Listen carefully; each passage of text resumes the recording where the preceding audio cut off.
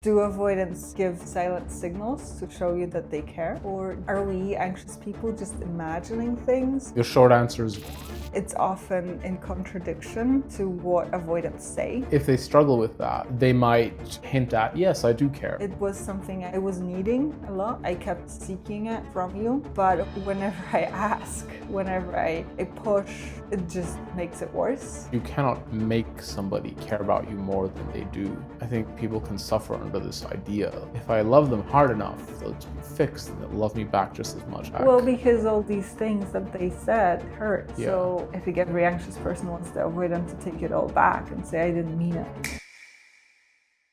Hi guys, welcome to another episode of Attachment Diaries.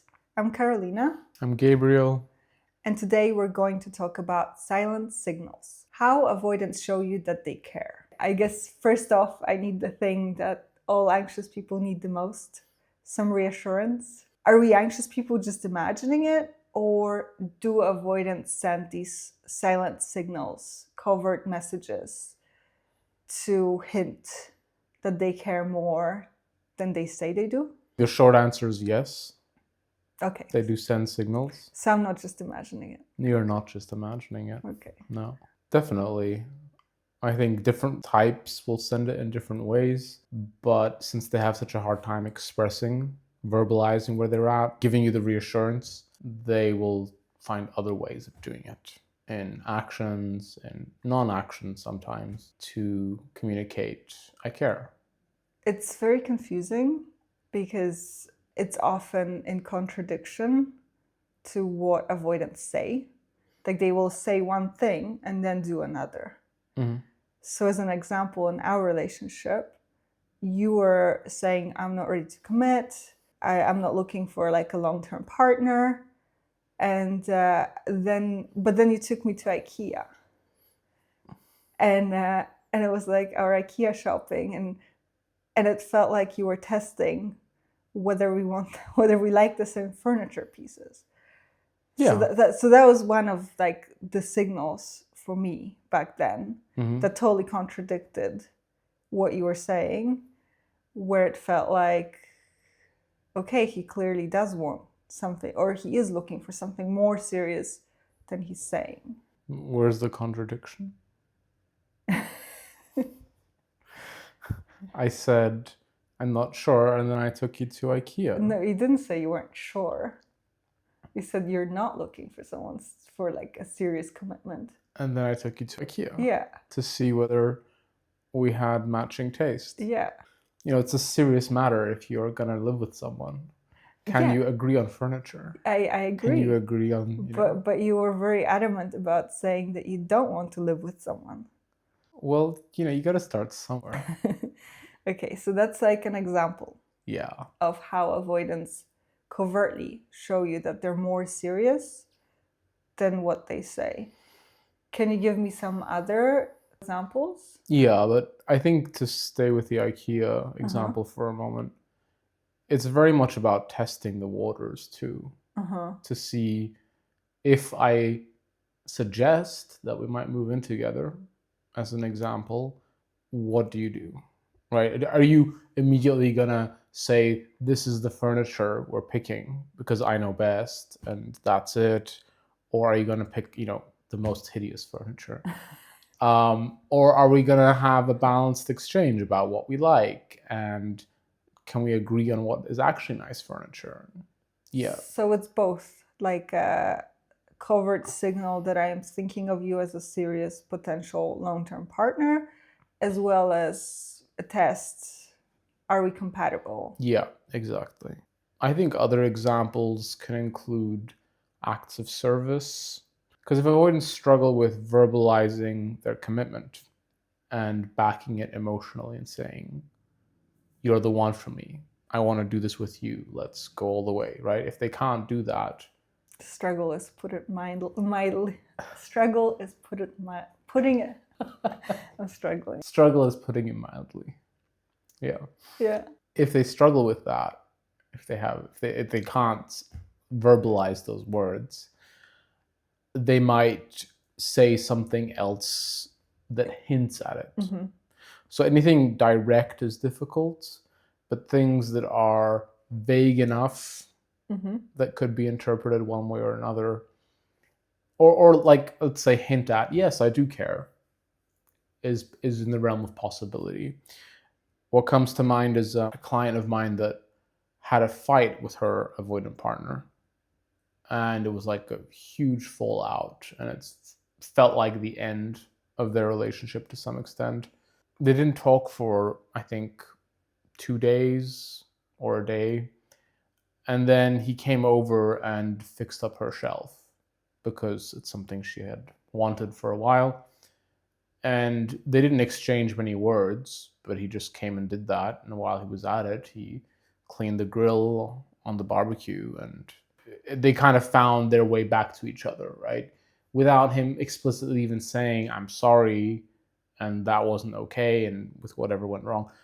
Not to say this is a healthy way of dealing with a problem, right? Because it most certainly will resurface in a different context. But that was his way, an avoidance way of showing that he cared. So avoidants struggle to show you that they care or to say that they care. So they show it with acts of service, for example. Yeah. And I've made similar observations. You mentioned a man. I think fixing things, cleaning things up, helping out with the grill or the yard or your car. It's like the typical man thing. That I had clients where their avoidant partner changed their winter tires and things like this. So women, avoidant women, what I noticed is they do the same thing sometimes, not all. Some do it more with affection, actually.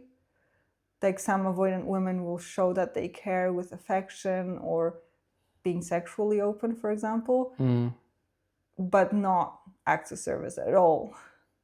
And other avoidant women will do the acts of service, but then it will be more like, I'll bring you food, or I'm going to help you with parenting.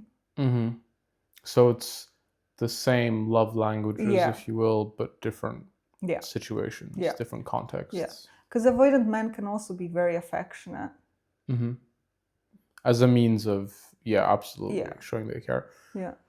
I think physical affection, like the biggest struggle, I would argue, is words of affirmation as a means of showing that they care, but in a way that isn't just blatantly saying the words, but where they actually mean it, and it's felt on the receiving end. Like saying commitment words. Yeah, commitment words. Because they can also be good with words of affirmation. You used to be really good with, like, I really enjoyed this, or I had so much time, or I really appreciate this about you, or I really appreciate that about you, but not like, let's move in together. Yeah. Or I'm certain about this relationship, or those or kinds I'm of thinking things. of you in the long term. Yeah, that was not possible. Yeah. So they'll find covert ways of hinting that they are serious. Yeah. Or that they care deeply. Yeah. Without explicitly stating it. Yeah. What comes to mind is, it's a bit cliche and maybe old school, but when you think of the old grandpa that is utterly emotionally unavailable for his grandkids, maybe kids as well, but is present and might show them how to fix a car or do something practical, right? Or give them pocket money, whatever, right? There are ways in which he will demonstrate, I care, I love you, but he will never say, even maybe I love you. It's just unheard of, just not something a man would ever say, So I think avoidants are a bit like a softer version of that, at least in our generations. We're expressing attachment to someone and the desire to build a life with someone. It just feels like impossible, at least in a way, again, that feels believable, right? Because anybody can give a script and say, I love you, I want to spend the rest of my life with you, and basically reading off a sheet of paper, versus profoundly meaning it, and where their partner will feel, oh, like this is serious, and have the reassurance that they're craving.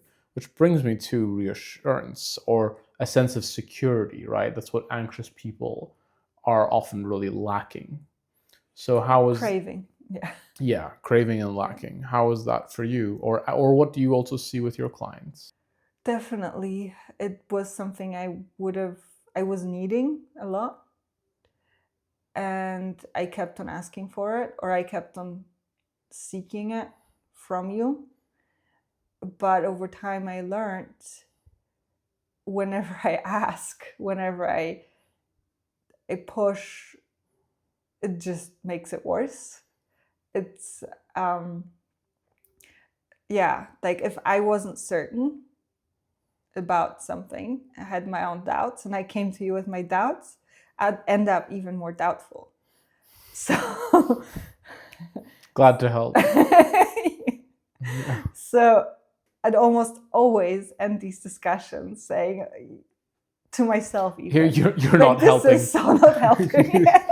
Like, I need something else, or I need to reassure myself. Because you would come to me looking for that reassurance. Yes.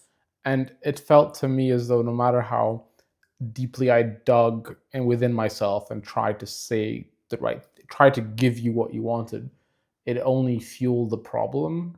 Oh. And so we just spiraled, and it was just like, I can't give you what you want, and you were just even more devastated, and to a point where you were like, yeah, time out, like, we're not doing this. This is not helping. This is not helping. Yeah. Yeah, this is making me feel worse. Yeah, this is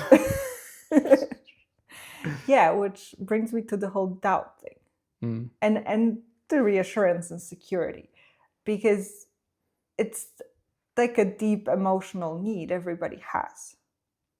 This sense of security, sense of feeling wanted, and also like you can count on this other person.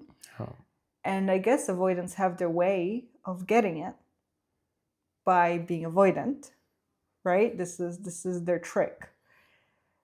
So they don't need it so much. Yeah. Like, or they have it handled on how to get it. Which we covered at length in other episodes, Yes. how they do that. Yeah. Not in the nicest of ways, No. I guess. But anxious people tend to go about it the wrong way. I joke to my clients sometimes that looking to get a reassurance from an avoidant is like looking for water in a desert. And I guess that's what I realized at some point in our relationship, that I was needing something from you you didn't have. So you could never give it to me, because I would come to you with my doubts, and that would only trigger more doubts. Yeah. And you'd be even more doubtful. I would be more doubtful. Yeah. Like way more doubtful than me, actually. And I'd have to backpedal and be like, no, let's go back to just my own doubts. I can deal with that. Without better than me. Your whole doubt. So is it safe to say that avoidants can't say that they care straight up, or admit that they care straight up, because they're too doubtful? I think a lot of it stems from doubt. If you're asking to make plans for, let's say, a day ahead or a week ahead, that's manageable, no problem. Maybe even within the next month or two, fine. But if you're looking at longer time frames where it essentially locks them in, where it's like years, let's say, they're just gonna start like, oh, but this is like commitment then. What does that mean? And they start overthinking, overanalyzing, living too much in the future, I guess. And then they're just overwhelmed with doubt. So with us, for example, anything that felt too far ahead for me was just like, I don't know how I'm gonna feel then. Is it gonna be the same? Is it gonna And it was, if you want to continue that metaphor, I had no water. Yeah, I know. You asking the question just made it worse. It was like whatever water vapor there may have been left gathered somewhere in a plant leaf just evaporated. Like, I don't know. And it's not for lack of wanting to give the reassurance either. I get for you, it was like this repeatedly devastating experience where you needed that reassurance and I couldn't give it to you. And anytime you asked, it kind of just made it worse for both of us. But ultimately, I would argue in this regard, you suffered more. The doubt is very self-perpetuating too. So it can just, the more an anxious partner might insist on having that reassurance, the more the doubt can just take center stage, and which turns into what we hear from our students, from our clients. I can't give you what you want. I can't make you happy. I'm not right for you, and anything to that effect. It's like doubt triggers doubt. That triggers more doubt. Yeah. And might even spiral into a breakup. Yeah. Yeah, which sucks. Yeah, absolutely. Yeah. Yeah, it was hard. Definitely. And at some point, I just had to come to terms with it. That you can never give me that sense of security, I guess. Or that you are in these little ways, in these covert signals. That's where I have to get the sense of security from. From like the IKEA incident, or when you bring up serious topics, or where you'd be actually caring. The fact that I was still in your life. Yeah. Or that you made an effort and kept on checking in, or from actions rather than over from words. words. Yeah. That's where I had to learn to draw my sense of security from, and also make up my own mind about what I think we are, I guess, which I ended up not being wrong, right? You were spot on. Your prediction was accurate. Here we are. Yeah. I think it's especially difficult if you are a words of affirmation love language person, because you need to hear those words from someone. But what I think is really important to emphasize is that talk is cheap. Like, I've seen so many instances where somebody, fearful avoidants in particular, are promising all these things and can say the right words. Like, yes, I want to get married and do the kids and everything you want. And then a week before the wedding, they bail because they actually felt very different than what they were saying. So looking at the actions as you're describing to figure out what's actually going on and reading between the lines in some ways has a lot more merit and validity, because you're dealing with something that's more concrete. It's hard to not have the words, to learn to function without having the words, or without having the outspoken commitment. Yeah. And I guess the way I learned to understand it is, how, like, as a woman, right? I'm often not saying what I want directly, but I'm gonna like hint or smile at something, and or make you guess, right? In that sense, avoidants are like women. They're gonna hint, and they're gonna do these little gestures. I guess the like hard lesson, or something that I needed to learn to accept, was that's the best you could do, like literally. And to just live with that and not take it personally, and not take it as, oh, that means I'm not enough, or there's something wrong with me, or that you'd be, I think this is something I tell my clients a lot, like it would be no different with a different partner. That this is avoidant attachment in a nutshell, right? This overthinking, doubt, not having the ability to say, I love you, let's be together. Let's move this Let's forward. move this forward. Yeah. And that this doesn't change. Everybody comes into a relationship with their baggage, right? That's the avoidant baggage in a way. And it's kind of like take it or leave it. Stop pushing the avoidant to give you something they don't have. Yeah. Right? How long did it take you to understand that and to come to terms with it? Fully? Yeah. I think years. But I started getting it fairly early on. It's like degrees. And I see that with some of my coaching clients too.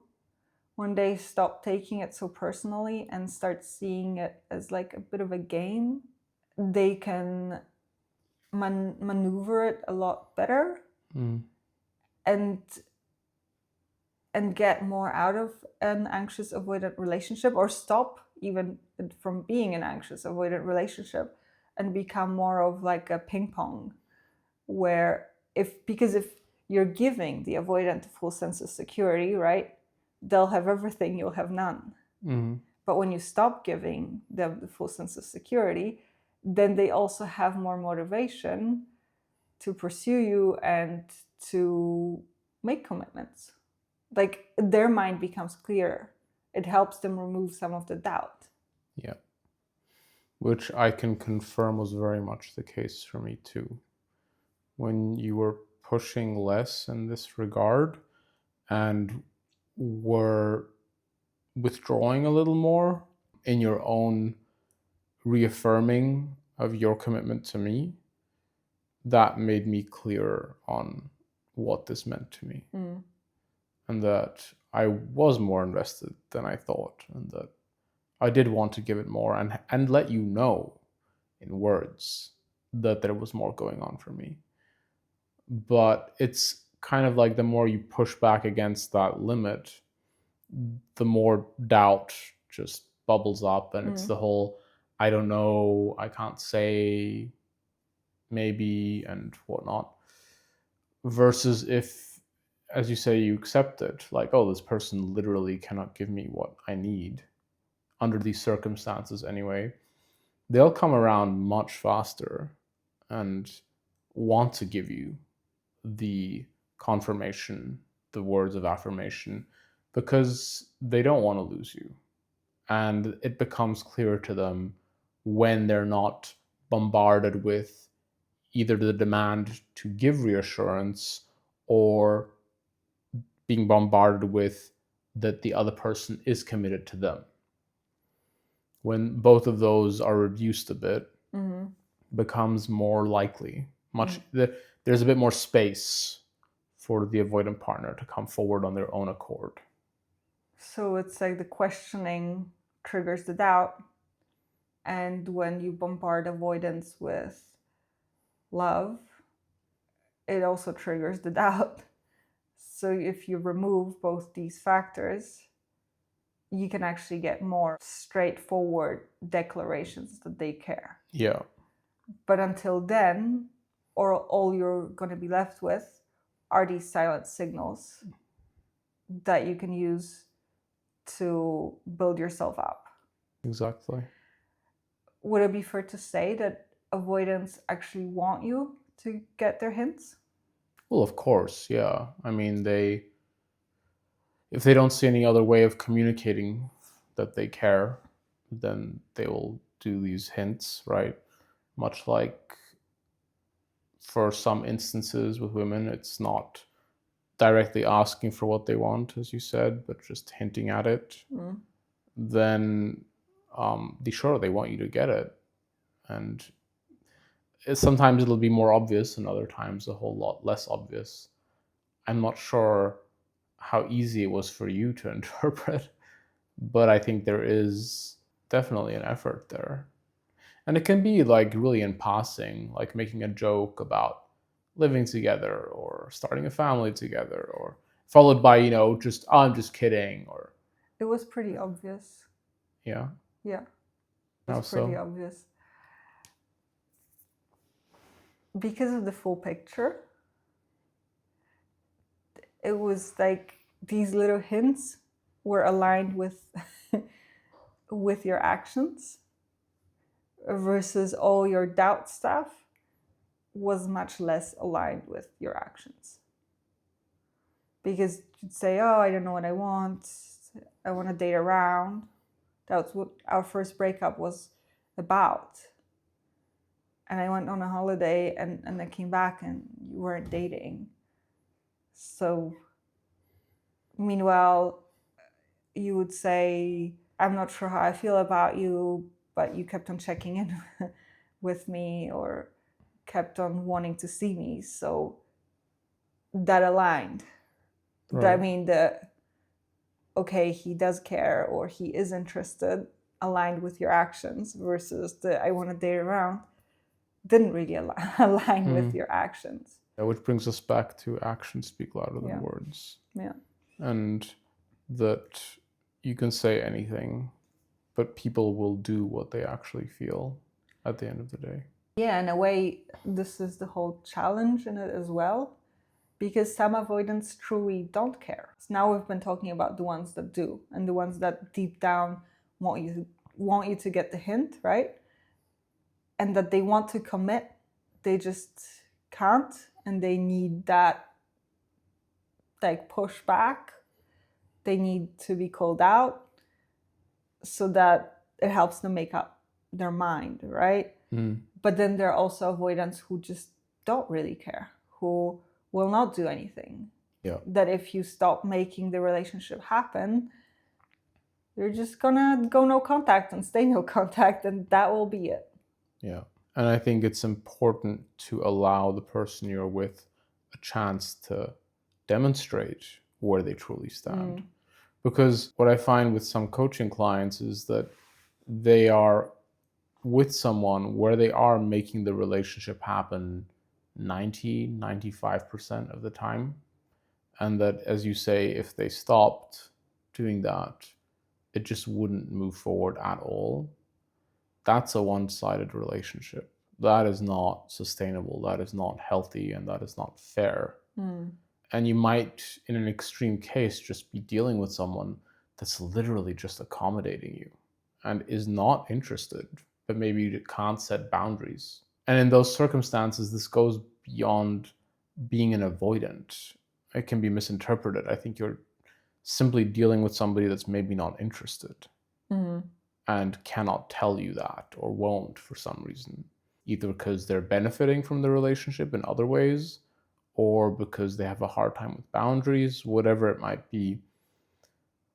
But regardless, you have to give your partner a chance to demonstrate to you on their own accord how invested they are, right? And you only shine a light on that if you're willing to step back a bit and see what they do without your constant supervision, if you will. So you have to be willing to see your partner fully. Yeah.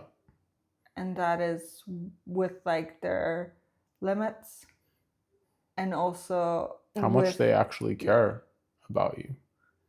Because you cannot make somebody care about you more than they do. I think people can suffer under this idea, like, if I love them hard enough, they'll just be fixed and they'll love me back just as much. Either they care or they don't. And sure, feelings can grow and people can become more clear on how they feel about their partner, but there has to be this baseline there. Either it's there or not. Some people just don't care. Yeah.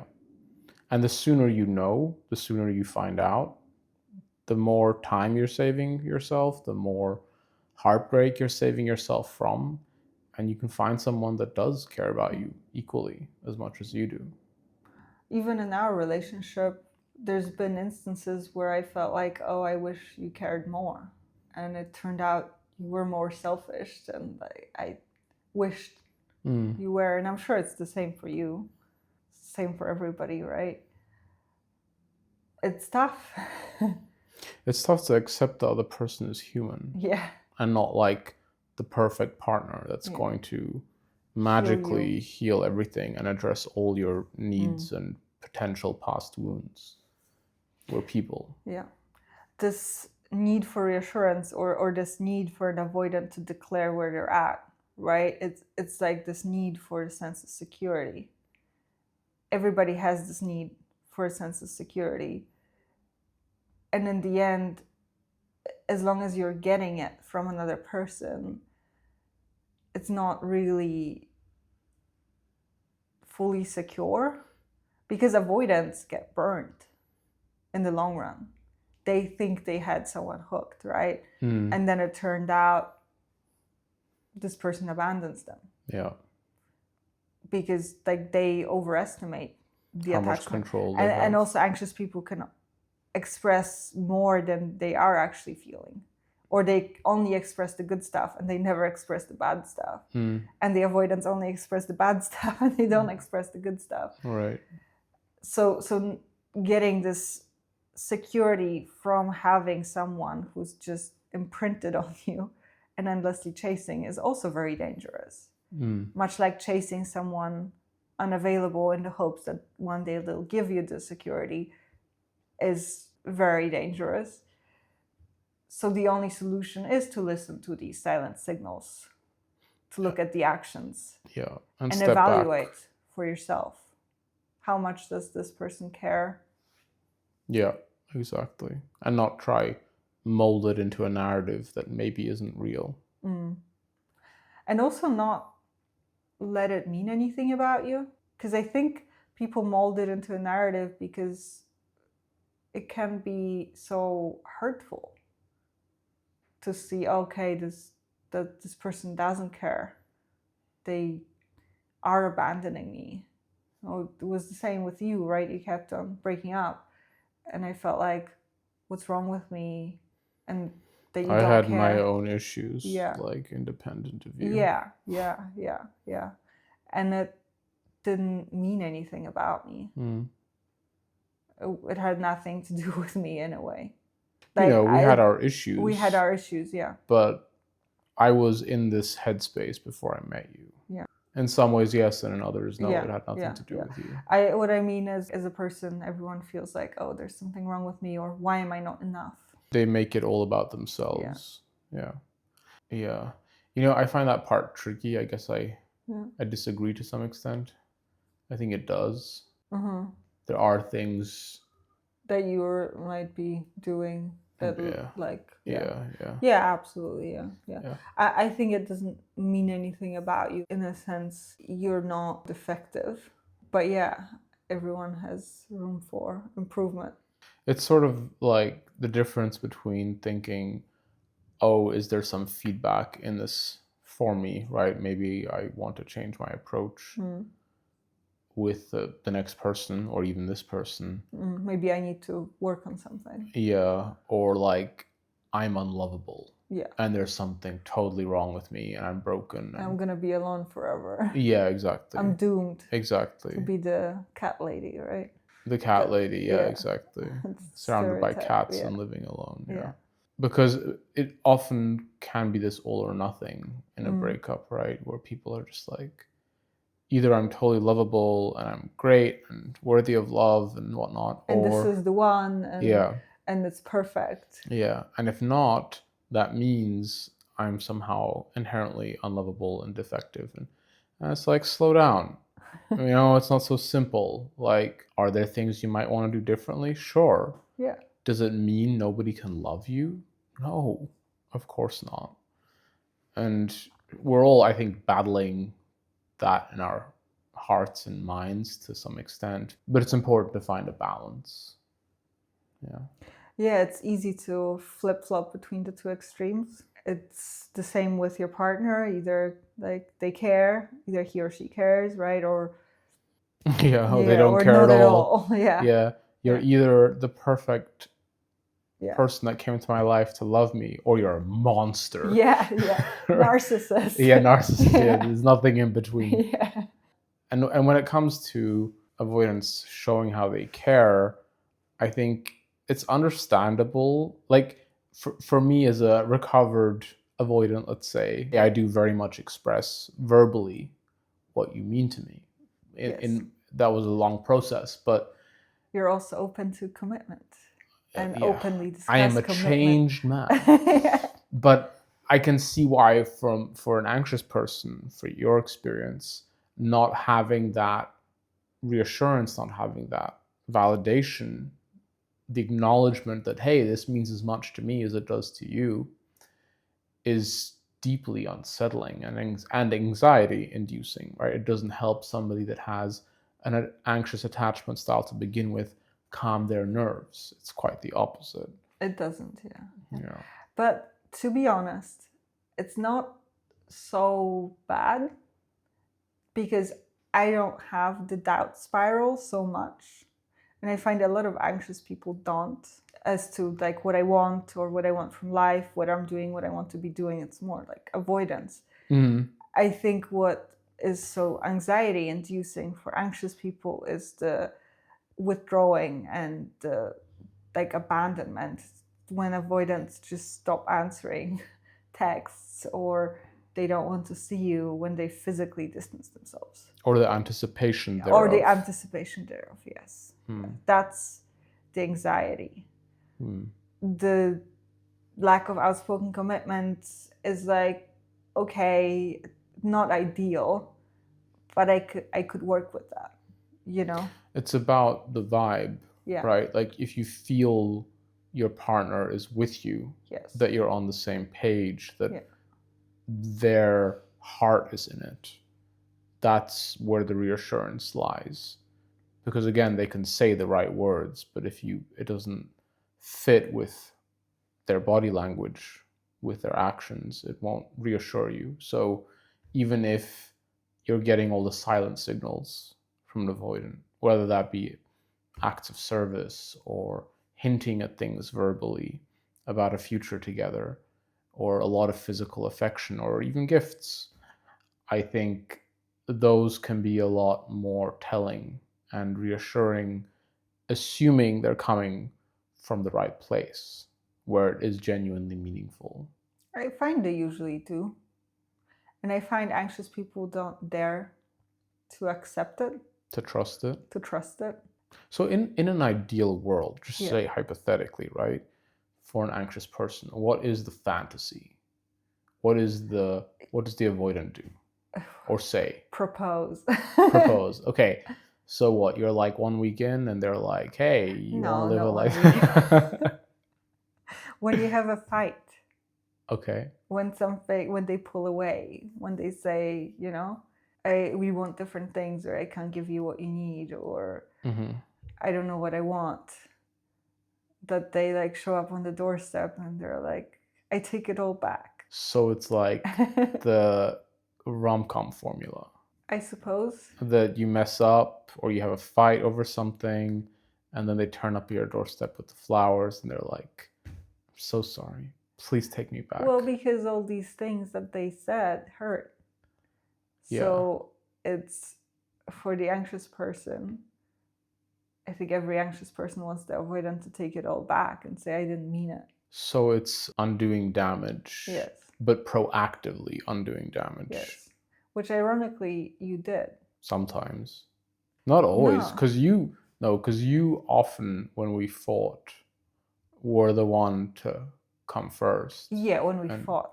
But after the breakups, you did. Yeah, but that's also because I sensed I might be losing you. That's what spurred me into action. Yes. It's like, give up on it, and then you'll get it. It's like a leap of faith of sorts.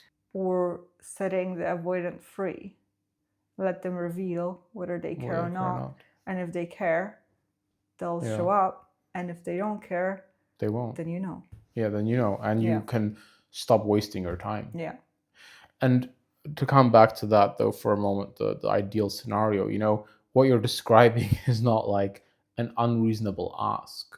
We had a fallout of some kind of conflict. It hurt me, or both sides are obviously hurt. And what I'm wanting is for us to make up, and that I'm not always the one who's coming to you, as in the anxious person's coming to the avoidant to try and fix things, but rather that the avoidant steps up and shows, hey, I also don't want. I want to fix things Yeah, too. I don't want to lose you. Yeah. Right? I don't want Yeah. for this to remain, for this disconnect to continue, Yeah. because it's hurting me. Yeah. And then everything's right in the world. Yeah. Yeah, which avoidance can't do, because again, the doubt, right? Yeah. And this is when they do these silent signals. Yes. Yeah, it sucks. It's Yeah. a really sucky situation. It is. But, nobody's perfect. Yeah. Anxious people have their own Override troubles boundaries. And, yeah. I guess what I would still like to underline is that avoidance can change this. It is a process, and yes, it takes time and all that stuff, but any attachment style is rooted in whatever template you have from your childhood, whatever upbringing, right?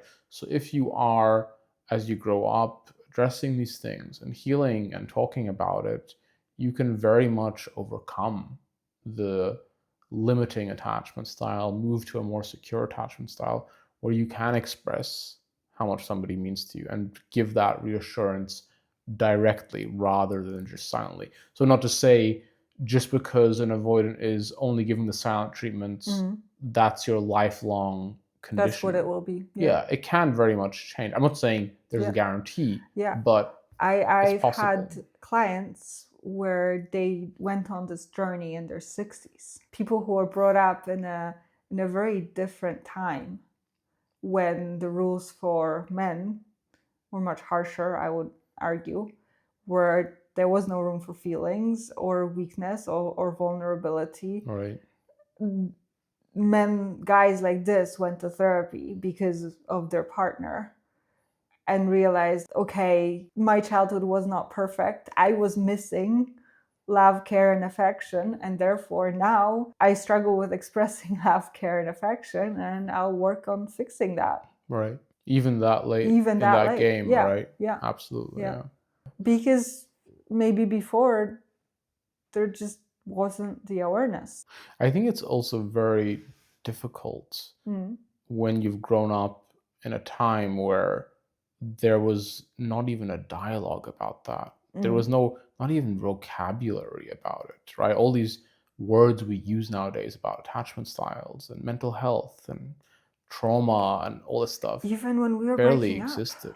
Yeah, even when we were breaking, like attachment styles weren't a thing yet. No, it was not trending.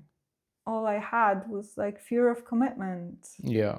For anybody in a situation where they're maybe dealing with this cliche of somebody that's kind of set in their ways due to some standard that was set in more traditional times, let's say. Harsher upbringing. It can still change if the person's worth it to them.